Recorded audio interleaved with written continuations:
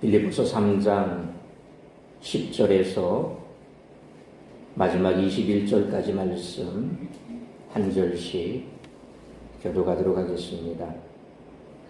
내가 그리스도와 그 부활의 권능과 그 고난의 참여함을 알고자 하여 그의 죽으심을 본받아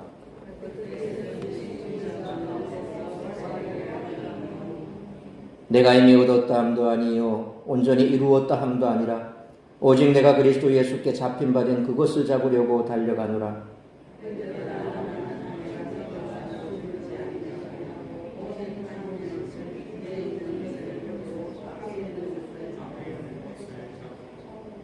표대를 향하여 그리스도 예수 안에서 하나님이 위에서 부르신 부름의 상을 위하여 달려가노라.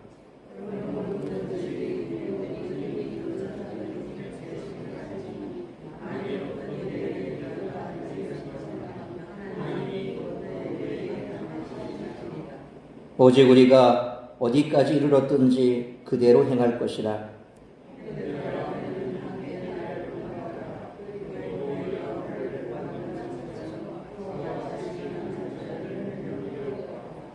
내가 여러 번 너희에게 말하였거니와 이제도 눈물을 흘리며 말하노니 여러 사람들이 그리스도의 십자가의 원수로 행하느니라.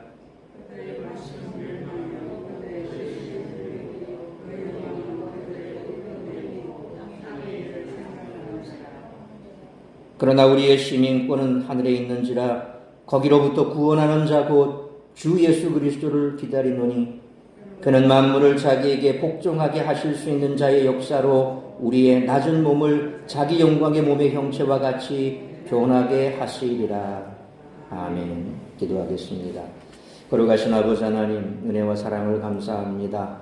오늘도 하루 온종일 우리의 삶의 터전에서 땀 흘려 애쓰고 수고한 후 정한 시간 주님 앞에 나와 예배합니다. 이 시간 말씀 앞에 서싸우니 말씀하시는 주의 음성만 들려지게 하여 주옵소서. 하루 온종일 주와 동행하며 기쁨의 나날을 보낼 수도 있었고 또 우리의 삶의 터전에서 여러 가지 많은 힘든 일로 인하여 우리의 마음이 또 무거울 수도 있습니다. 이런 여러 가지 마음들 다 내려놓고 주의 말씀에 집중할 수 있도록 도우시며 특별히 피곤한 육체 강건케 하여 주시어서 말씀을 온전히 받을 수 있도록 우리의 마음의 문을 활짝 열어주시고 들을 귀로 허락하시며 우리의 생각과 또한 우리의 마음을 붙들어 주시기를 간절히 빌고 소원하오며 이 모든 말씀 우리 주 예수 그리스도의 이름으로 기도하옵나이다. 아멘. 앞서 바울은 하나님의 백성은 성령으로 예배하고 예수님을 자랑하며 육체를 신뢰하지 않는 자라 그렇게 했습니다. 그들은 육체를 신뢰하는 것이 있어도 그리스도를 위해 모든 것을 해로 여기고 하나님이 주시는 의를 통해 그리스도를 얻고 마지막 날에 그리스도만 나타나기를 소망하는 자들입니다. 오늘 본문은 계속 바울이 모든 것을 배설물로 여기는 그 이유를 설명합니다. 그리스도를 얻고 그 안에서 발견되기 위해 하늘의 상급을 바라보며 끝까지 달려갈 것. 그리하여 마침내 구주 예수 그리스도께서 성도의 낮은 몸을 당신의 것과 같이 영광스럽게 하실 것을 가르칩니다. 먼저 바울이 모든 것을 배설물로 여기는 이유는 십자가에서 죽기까지 자신을 내려놓으신 그리스도 곧 그의 부활의 권능과 고난의 참여함을 알기 위함입니다. 바울은 예수님을 본받기 위해 어떠한 고난도 감수하며 부활에 이르려고 노력합니다. 바울은 그리스도를 얻고 그 안에서 발견되기 위해 여전히 표대를 위해 달려가고 있으며 또한 빌립보 교회 성도들에게 자신과 같이 행하라고 권합니다. 바울은 사도로 부름받은 후 많은 것을 이루었지만 여전히 부름의 상을 위해 달려갈 뿐이라고 말합니다. 영적으로 성숙한 자들은 모두 이와 같이 행해야 합니다. 아직 영적으로 성숙하지 못한 자들은 하나님께 모든 것을 맡겨야 합니다. 하나님이 그들에게 진리를 가르치실 것이기 때문입니다. 또 십자가의 원수로 행하는 자들이 많기에 바울을 본받고 그의 가르침을 따라 행하는 자들을 눈여겨보아야 합니다. 십자가의 원수로 행하는 자는 그리스도의 본을 따르지 않고 자신의 육체적 욕구와 땅의 것에 가치를 둔 자들입니다. 이들은 하나님 앞에서 부끄러움을 당하고 영원히 멸망할 수밖에 없습니다. 그러므로 하늘의 시민으로서 구원자 예수 그리스도께서 그들의 낮은 몸을 영광의 몸의 용체로 바꾸실 것을 기대하며 살아가는 우리 모두가 되시기를 축원합니다. 바울은 할례 주장자들의 영적 안일함을 꿰뚫어 보고 그들을 신랄하게 비난했습니다. 그들은 할례가 자기 몸에 되돌릴 수 없는 언약의 증거를 남기는 것이기에 구원의 확증이다 그렇게 생각했습니다. 그러나 바울은 한번 믿고 할례 받으면 무조건 구원받는다라는 생각을 배격합니다. 뿐만 아니라 오늘 본문에서도 말씀하는 것처럼 그 당시 초기 영지주의자들이 교회를 얼마나 어지럽혔는지 그들에 대해서도 신랄하게 비판하면서 그들이 왜 비판받아야 할 것인가, 그들이 어떠한 잘못을 하고 있는지에 대해서도 본문이 말씀하고 있습니다. 따라서 이와 같은 오늘 본문의 말씀을 통해서 우리들이 깨달아야 할 것은 첫째로 10절로 14절 말씀처럼 신앙의 바른 태도를 끝까지 잘 지켜나가야 한다는 것입니다. 오늘 본문 10절로 11절은 바울이 모든 것을 배설물로 여기는 이유를 설명하는 8절 하반절의 연장으로서 2장 5절로 11절 말씀처럼 십자가에서 겸손히 자신을 들이신 그리스도를 더 깊이 알기를 원했던 그의 마음이 엿보이는 그런 대목입니다. 그리스도를 깊이 아는 것은 부활의 권능과 고난에 참여함을 아는 것을 포함합니다. 부활의 권능은 생명을 주시는 하나님의 능력으로 그리스도를 죽은 자 가운데서 살리실 때 나타났고, 성도가 부활하신 그리스도로부터 받아 그와 함께 나누는 새 생명 안에서도 나타납니다. 그리스도의 고난에 참여하는 것은 예수께서 죄인을 위해 고난당하신 것을 알기에 자신 또한 그리스도 안에서 고난당하는 경험을 하는 것을 말합니다.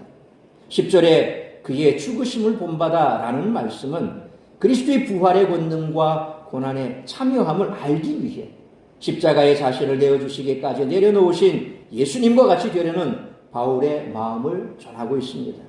이 현재형 분사구는 바울이 지속적으로 그리스도의 죽으심에 동참하려 있음을 의미합니다. 단순간 어느 시점에서 그냥 그렇게 결단하고 생각했던 그것으로 끝나는 것이 아니라 그가 예수 그리스도의 죽으심에 내가 참여하기로 결단한 그 순간부터 지금까지 계속해서 그는 그런 삶을 살아오고 있음을 말씀하고 있는 겁니다. 11절에서 바울이 부활이 이루려 한다라고 말하는 것은 하나님께서 십자가에서 자신을 들이신 예수님을 부활시키시고 모든 이름 위에 뛰어나게 하신 것처럼 바울 또한 예수 그리스도의 길을 따라 마침내 그 영광의 자리에 이르려는 소망을 전하는 것입니다. 이어지는 12절로 14절에서 바울은 그리스도를 얻고 그 안에서 발견되려는 목적을 위해 여전히 노력하고 있음을 밝히며 15절로 16절에서 빌립보 교회 성도들도 동일하게 행하라고 권면합니다. 바울은 8절에서 11절에서 언급했던 것을 이미 얻거나 온전히 이루지 못했다 그렇게 말합니다. 그런데 12절에서 테텔레오마이 온전히 이루다라고 번역된 동사 텔레이오라고 하는 이 말은 온전하게 하다라는 의미를 가진 동사의 완료 수동태입니다. 바울 자신이 아직 완벽하지 않다는 말이죠. 예수님이 자신을 택해 붙들고 계시기 때문에 계속 달려갈 뿐이라는 것입니다. 13절에서 바울은 12절에 쓴 동사 카탈람바노 잡다라는 동사를 다시 사용해서 아직 내가 잡은 줄로 여기지 아니하고 라고 다시 말합니다. 이어서 경주자의 이미지를 차용해서 오직 한 일, 즉 뒤에 있는 것은 잊어버리고 앞에 있는 것을 잡으려고 안간힘을 쓴다고 말합니다. 뒤에 있는 것은 바울이 경주자로서 달리며 이미 이룬 것을 말하는 듯합니다. 왜냐하면 뒤에 것을 있는 것과 앞에 것을 잡으려는 것을 오직 한 일, 한 가지 일, 그것, 뒤에 것은 생각지 않고 앞에 것을 잡으려고 하는 그 하나, 그것만 자신은 생각한다. 그런 의미입니다. 이는 하나의 목표를 향해서 달려갈 뿐 뒤를 돌아보지 않는다는 그런 말입니다. 바울은 8절로 11절 말씀처럼 오직 표대를 바라보면서 경주를 끝낼 때에 하나님이 약속하신 상을 바라보며 달려갈 뿐이라는 거죠. 그리스도를 완전히 알고 그와 온전히 연합할 수 있는 영광을 누리기 위해서 그랬다는 겁니다. 이처럼 바울은 다메섹 도상에서 예수님을 만난 후 많은 사역을 통해 예수님의 죽으심을 본받고 부활의 권능과 고난에 참여했습니다. 바울은 그것을 알고자 한다. 그리고 부활이 이루려 한다라고 고백합니다. 바울은 결코 나는 이미 얻었다, 온전히 이루었다 그렇게 말하지 않았습니다. 또 자기가 과거에 이미 예수 그리스도께 잡혔음에도 불구하고 잡힌 바 된 그것을 잡으려고 달려간다라고 말씀합니다. 이미 구원을 얻었지만 계속 구원과 부활에 동참하기 위해 달려간다는 그런 말입니다. 바울에게 과거에 이룬 일은 아무 의미가 없습니다. 뒤에 있는 것은 다 잊어버리고 오직 표대를 향해 앞으로 달려갑니다. 그는 과거의 체험과 수많은 사역에 신앙의 기초와 확신을 두지 않았습니다. 그러므로 과거의 경험이나 이미 이룬 것에 기대어 영적 안일함에 빠지지 않는 신앙의 바른 태도를 끝까지 잘 지켜나가는 우리 모두가 되시기를 축원합니다.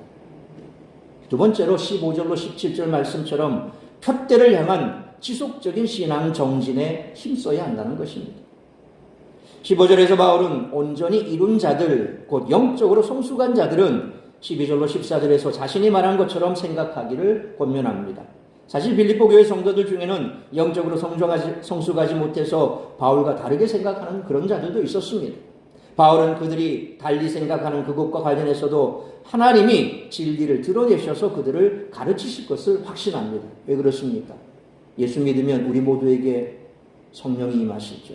성령은 어떤 분입니까? 진리의 영입니다. 그러니까 우리가 굳이 사람을 붙들고 예수 믿는 사람 붙들고 이건 이거고 저건 저거고 사도 바울 같으면 얼마나 대사도입니까? 그러니까 그렇게 자기 생각과 다른 사람을 붙들어 앉혀놓고 1시간이고 2시간이고 10시간이고 계속해서 거기에 대해서 왜 그렇게 생각하느냐? 그렇게 생각해서 난 이렇게 생각하는데 잘 생각해봐. 나는 이렇게 생각하는 그것이 맞지 않겠어? 설명하려고 애를 쓰지 않는다는 겁니다. 왜 그렇습니까? 진리의 영이 성령이 다 계시지 않습니까? 그러니까 하나님께서 진리를 드러내셔서 그들을 가르치실 것을 확신하면서 맡겨놓는 거죠. 16절에서 바울은 어디까지 이르렀든지 간에 그대로 행하자라고 권합니다. 이는 이전에 바울이 제시했던 가르침을 따르라는 그런 말입니다. 다시 말해서 그리스도인들이 비록 동일한 목표를 향해 나아가고 있을지라도 그 성숙의 정도가 서로 차이가 있기 때문에 믿음의 분량대로 최선을 다해 영적 성장을 이루어가야 함을, 곧 표대를 향한 지속적인 신앙 정진을 가르치고 있습니다. 모두가 다 환경이 다릅니다. 상황이 다릅니다. 그러니까 우리가 조심해야 될 것은 내 신앙이 이 정도 같은데 이 사람 신앙은 이 정도 같아.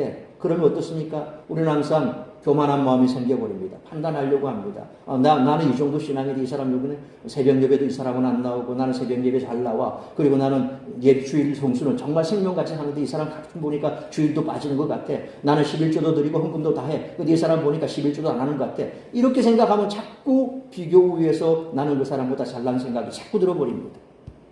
바울은 그런 거 생각하지 말라는 거죠.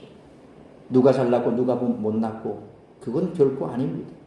각자의 자리에서 어쨌든 간에 성령의 인도하심을 쫓아서 그렇게 우리는 달려가라는 겁니다. 자꾸 뒤를 쳐다보고 옆을 쳐다보고 누구 간섭하고 누구 자랑하고 이렇게 생각하지 말라는 거예요. 바울이 받았던 그건 뭡니까? 오직 그 한 일, 나는 그 표대만 향해서 간다. 너희도 그렇게 가라.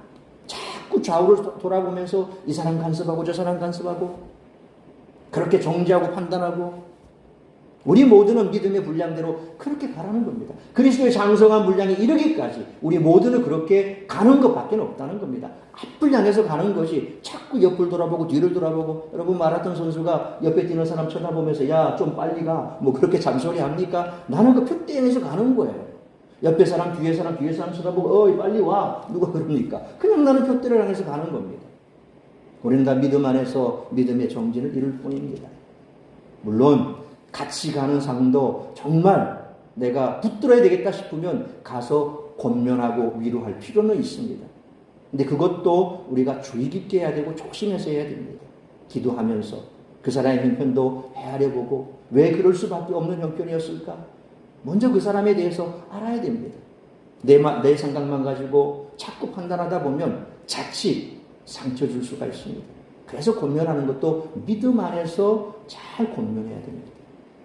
먼저는 공감할 수 있는 공감력이 생겼을 때, 그분에 대한 정말 그리스도의 마음이 생겼을 때, 그런 안타까움이 있을 때 조심스럽게 어떻게 해야 그분의 마음을 열 수 있을까? 기도하면서 조심스럽게 다가가야 성령께서 그 사람의 마음을 열어주시고 그 사람의 마음이 열리면 내가 하는 말을 그 사람이 귀담아 듣는다는 거예요.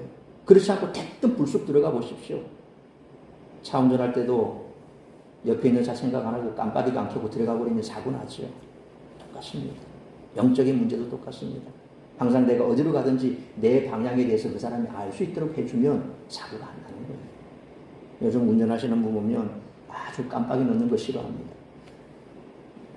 교차거리에서 나는 분명히 이 사람이 직진할 것 같아서 막 달려와요. 그럼 기다려줘요. 그러면 좌회전해서 들어가버려요. 그럼 나는 멍청하게 기다리고 있고 나는 직진해 가는데 그 사람 깜빡이 안 넣고 좌회전 해 가버려요.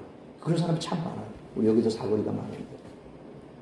그러니까 신앙생활에서도 항상 우리가 좌우 옆을 살펴볼 때도 조심스럽게 살펴보는데 중요한 것은 모두가 다 각자 다른 환경에 있고 그래서 그 각자 다른 환경과 처지 속에서 표대를 향해서 그저 달려갈 뿐이라는 겁니다. 이어서 바울은 17절 말씀처럼 함께 나를 본받으라 그렇게 권면합니다. 12절에서 바울이 자신을 온전히 이루지 못한 자라고 하는 것을 볼 때 자신을 본받으라는 말은 표대를 향해 달려가는 자신의 그 자세를 본받으라는 뜻으로 이해를 해야 됩니다. 그러니까 항상 바울이 얼마나 겸손한 사람입니까? 그러니까 바울이 오늘 자신을 본받으라는 것은 내가 이 정도 사람이니까 너희도 이 정도는 해야 돼 라는 그런 말이 아닙니다. 그렇죠? 이것은 하나님만 하실 수 있는 말입니다. 내가 거룩하니 너희도 거룩하라. 하나님이 하실 수 있는 말이에요. 사람이 할 수 없는 말이에요. 그런 말을 함부로 하면 잘못된 사람이죠. 네. 요즘 TV에 아주 주인공처럼 자주 나오는 전모 목사님 하나님 꼼짝마 까불면 죽어 이런 소리 나고 있고 완전히 그 정상적인 사람이 아니에요. 그렇죠? 누가 감히 하나님 앞에 하나님 꼼짝마 까불면 죽어 이런 소리 하고 있어요. 최근에는 내 말 안 들으면 다 죽어 이런 소리 하고 있고 아무튼지 간에 정신 나간 사람 소리 하고 있어요. 하나님이니까 내가 거룩하니까 너희가 거룩하라 이런 말을 할 수 있죠. 사도 바울조차도 너는 나를 본받는 자들아. 그럼 무슨 말입니까? 나는 지금 내가 표대를 향해서 달려가는 그 한 일 그것만 생각하고 있어. 그러니까 내가 그렇게 달려가는 이 모습처럼 너희도 그렇게 가. 그런 거죠. 우리의 신앙의 모습을 본으로 보일 때 말로 보일 건 없습니다. 특히나 우리도 불완전하지 않습니까? 바울 스스로도 나는 죄인 중에 괴수라고 고백하지 않습니까? 나는 만사 깨어나지 못한 자라고 고백하지 않습니까? 왜 그렇습니까? 그의 과거의 삶이 그랬고 지금도 끊임없는 죄와 고통 속에서 그는 몸부림치고 있는 거죠. 내가 원하는 것은 하나님이 기뻐하시는 뜻을 행하기보다는 내 육신의 욕심을 쫓아 행하는 것이 너무나 많기 때문에 나는 날마다 죽는다.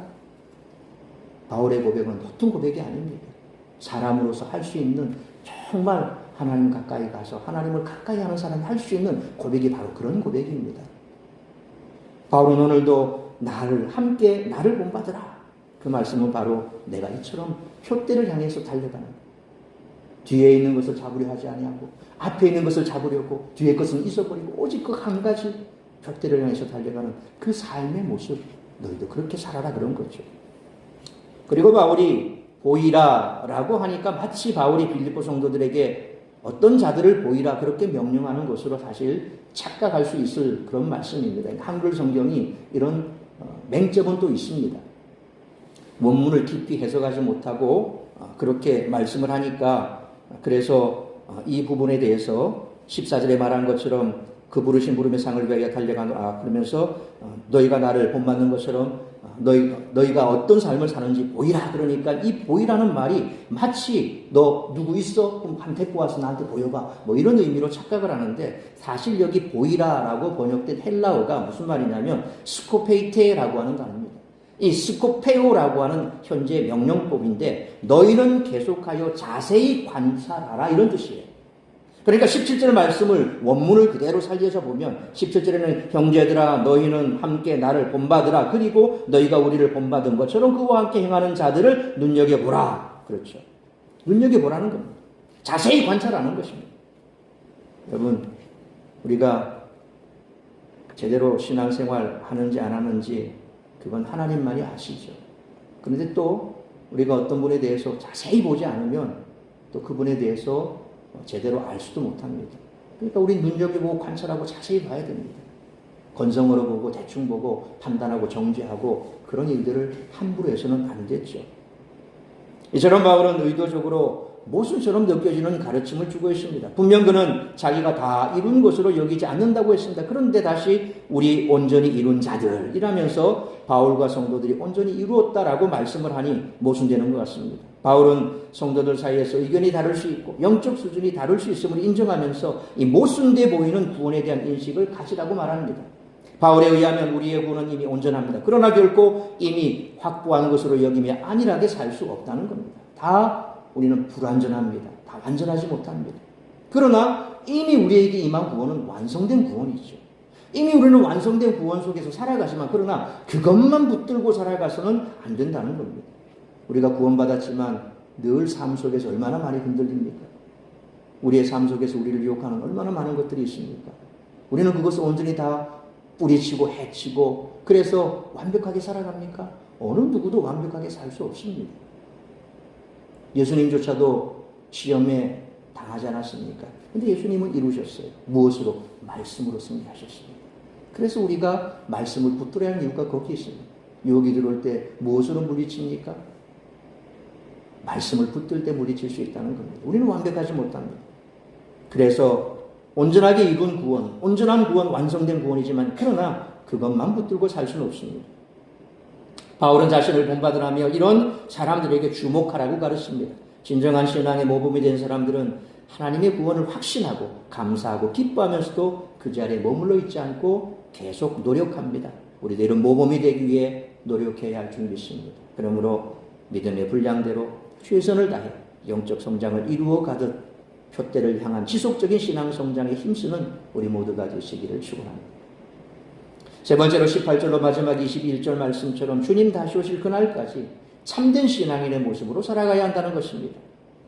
18절 말씀을 보면 왜냐하면 이란 의미를 가진 가르라고 하는 말로 시작을 하면서 17절의 이유를 설명합니다. 바울이 눈물을 흘린다고 하면서까지 간절히 주의하라고 말하는 이유는 많은 사람들이 십자가의 원수로 행하기 때문에 그렇습니다. 여기에서 행하다라고 번역된 페리파테오라고 하는 동사와 또 적대적인이라는 의미의 에크트로스라고 하는 말이 있습니다. 이 두 형용사와 동사를 사용한 것을 보면 바울이 지적하는 자들은 십자가의 의미와 상반되게 행하는 그런 자들을 가리킬 것입니다. 여기에서 그리스도의 십자가의 원수로 행하고 있는 이 여러 사람들은 구체적으로 누구를 가리킬까요? 이들에 대해서 여러 가지 견해가 있는데 지금까지 바울의 염두에 두고 경고한 유대 율법주의자들을 가리킨다라는 그런 견해와 또 반도덕주의적 성향이 강한 영지주의자들을 가리킨다라는 견해와 이 두 가지를 다 가리킨다라고 하는 그런 견해가 있습니다. 사실 이 모든 견해들은 다 타당성이 있습니다. 그런데 1절로 11절에서 율법주의자를 염두에 둔 경계를 이미 했습니다. 1절로 11절에서 그러면서 이제 12절부터 그리고 18절, 19절 여기에 들어와서서는 1절로 11절에 나오는 율법주의자와 조금 결을 달리하는 그런 이 말씀입니다. 그래서 18절로 19절에서는 이 반도덕주의적 영지주의자를 염두에 둔 권면으로 보는 것이 사실 많은 학자들의 일반적인 견해입니다.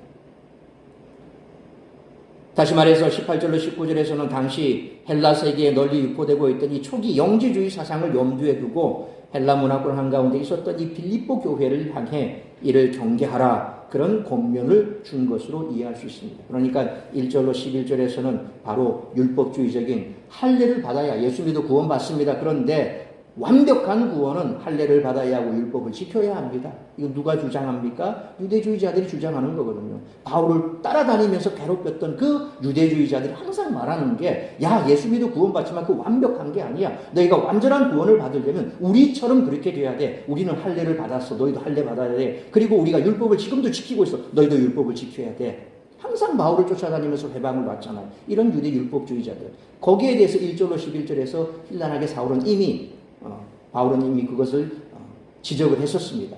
그러면 18절로 19절에서는 빌립보 교회가 처해 있는 상황 가운데 또 다른 이런 환경이 뭡니까? 바로 초기 영지주의자들이라는 거죠. 그래서 이런 자들의 모습과 결말이 바로 19절에 연결이 되어 있습니다. 19절에 보면 첫째로 그들의 마침은 멸망이요 그랬습니다. 그들의 마지막은 영원한 멸망이라는 것입니다. 영지주의자들은 도덕 획일론자들로서 이미 영원히 구원을 받았다면 육체적 행위는 관계없다는 잘못된 생각에서 성결한 삶과는 거리가 먼 삶을 살기 때문에 필연적으로 멸망을 받게 된다는 것입니다. 그러니까 육은 악하다는 거죠. 이 악한 육이 하는 것에 대해서는 아무런 문제가 없습니다. 육이 하는 것은 껍데기에 가는 거죠. 중요한 것은 내면 영적인 거다. 그러니까 영이 중요한 것이 육은 아무 의미가 없다. 그러니까 육체를 마음대로 굴려도 된다. 이렇게 가버리는 거예요. 이게 도덕적 방종이 돼버리죠. 그래서 달아난 삶을 사는 거예요. 근데 실상 성경이 그렇게 가르칩니까? 아니죠. 마치 현대판으로 보면 왜 여러분 우리가 잘 아는 구원파가 왜 이단입니까?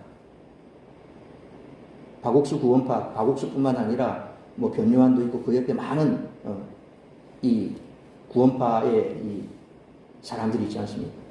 왜 그 사람들이 이단입니까? 바로 여기 있습니다. 구원을 받았기 때문에 그 구원받고 난 이후에 죄 회개를 하는 것은 구원받지 못한 거라고 그렇게 가르치고 있어요. 그러니까 신학적으로 그것은 아주 심각한 오류에 빠지는 거죠. 우리는 구원받았습니다. 그러나 구원받았다고 해서 우리가 완벽한 존재가 되어버립니까? 아니, 우리는 여전히 죄성이 있어요. 구원받은 우리 역시도 우리 속에 남아있는 죄성이 있기 때문에 죄를 지을 가능성이 얼마든지 있습니다. 그리고 얼마든지 우리 죄를 짓습니다. 예수 믿고 구원받은 목사들, 성도들, 권사들, 장로들 보십시오. 그 사람들은 구원파가 얘기하는 것처럼 만약 그 사람들이 구원받지 못해서 그렇습니까? 구원받았습니다. 그럼에도 불구하고 그들은 온전한 구원을 이루지 못했습니다. 그래서 바울은 뭐라고 말합니까? 두렵고 떨림으로 너희 구원을 이루라. 우리는 완벽한 구원을 받았지만 그 완벽한 구원을 붙들고 그냥 그것만 붙들고 나 구원받았어 요것만 붙들고 살면 결국 망가진다는 거예요. 영지주의자들이 그렇게 가르쳤고 지금 구원파가 그래서 그들이 주일 개념도 없습니다. 헌금 개념도 없습니다. 회개도 하지 않습니다. 구원파의 심각한 신학적인 오류가 바로 거기에 있는 거예요. 그래서 그들은 주일날 예배도 상관 안 합니다. 구원받은 기쁨 그거 하나만 만족한다는 거예요. 그래서 항상 이런 이단들을 우리는 아주 조심해야 됩니다. 맞는 것 같고 비슷한 것 같아도 가만히 들여다보면 아니에요. 그래서 이단이 뭡니까? 꼬리가 다른 거예요. 다 비슷해 보이는데 꼬리가 달라. 꼬리가 끝이 달라요. 신학적으로 그런 부분에 있어서 우리가 잘 파악해야 됩니다. 영지주의자가 바로 그런 거죠. 초대교회 교회 안에 들어와서 아주 번직하게 뭘 많이 아는 것 같고 정말 진리를 꿰뚫는 것 같은데 그 안에 들어보면 진리가 없는 거예요. 그런 자들이죠. 모든 이단들의 최후는 바로 하나님의 심판으로 멸망한다는 것입니다. 둘째로 그들의 신은 배요 그랬습니다. 그들은 육체적 욕구만을 채우는 그런 자들입니다.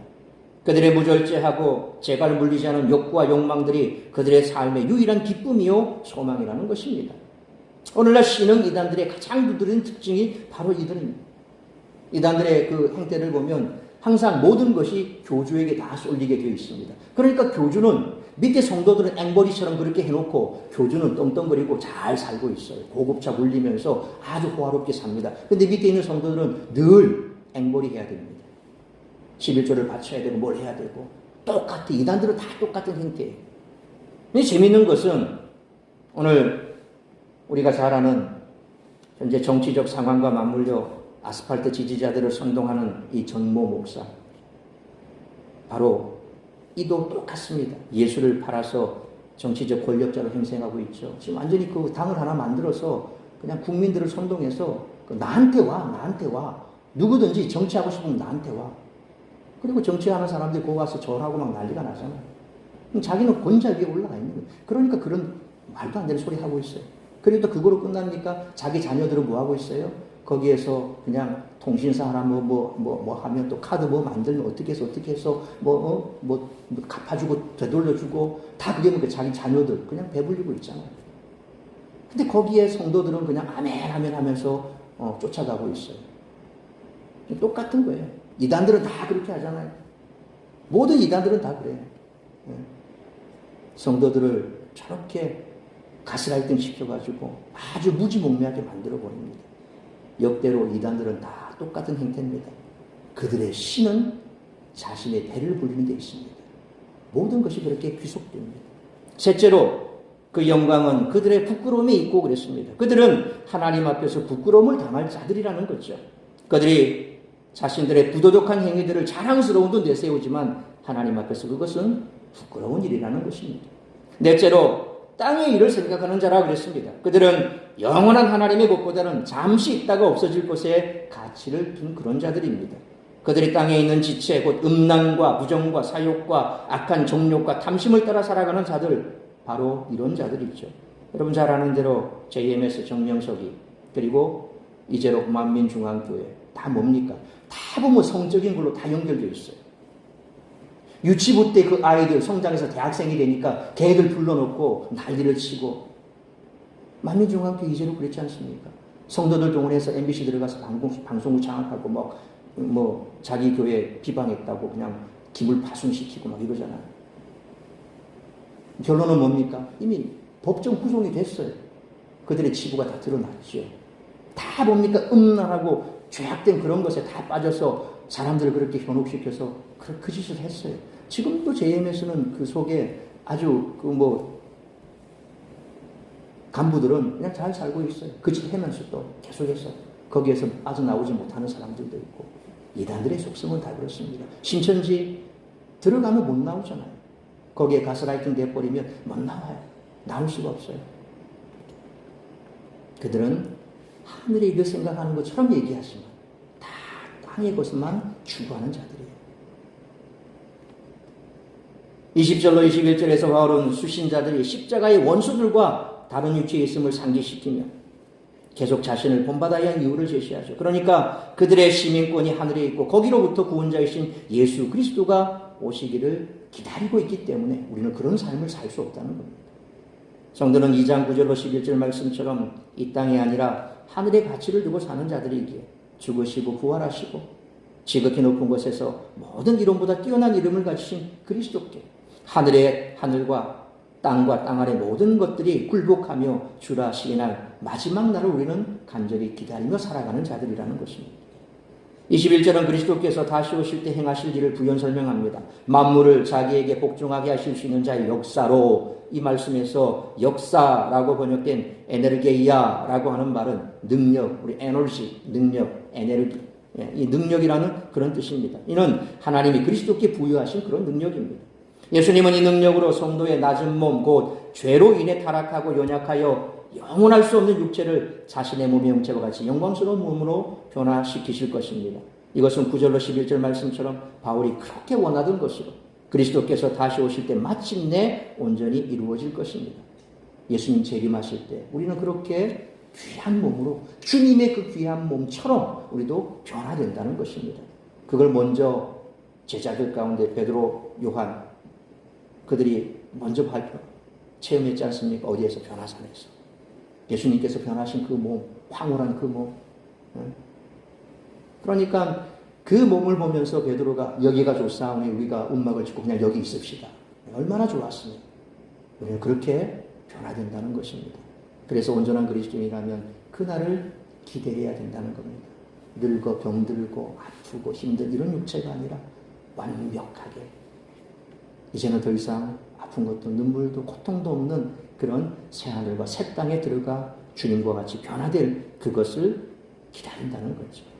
이처럼 바울은 교회에 속해 있더라도 할례를 주장하는 자들과 반도덕주의적 영지주의자들은 그리스도 십자가의 원수다, 그렇게 규정합니다. 예수님이 십자가로 율법을 완성하셨다는 사실을 부인하는 자들이기 때문에 그렇죠. 바울은 그들에게 멸망을 선언하며 그들이 자기 배를 섬기고 있다라고 지적합니다. 그들의 가장 큰 관심은 뭡니까? 무엇을 먹느냐이기 때문에 그렇습니다.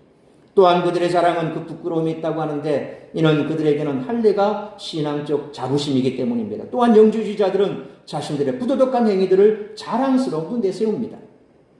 그러나 바울은 그들이 오직 땅의 것을 생각할 뿐임을 지적하면서 진정한 신앙은 시민권이 하늘에 있는 자로서 장차 오실 예수님을 기다리는 그런 자들이라고 말합니다.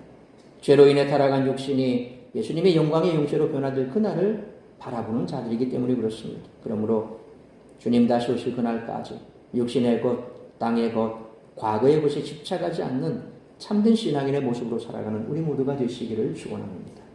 사랑하는 성도 여러분, 구원의 확신이란 한 번 믿는다고 고백했고 세례도 받았고 내 이름이 교회 명부에 기록되어 있으니 나는 천국행이다 라고 생각하는 것이 아닙니다.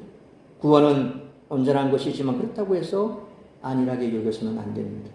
우리가 주님을 진정으로 사랑하고 있는지, 주님처럼 살려고 노력하고 있는지 돌아보아야 됩니다.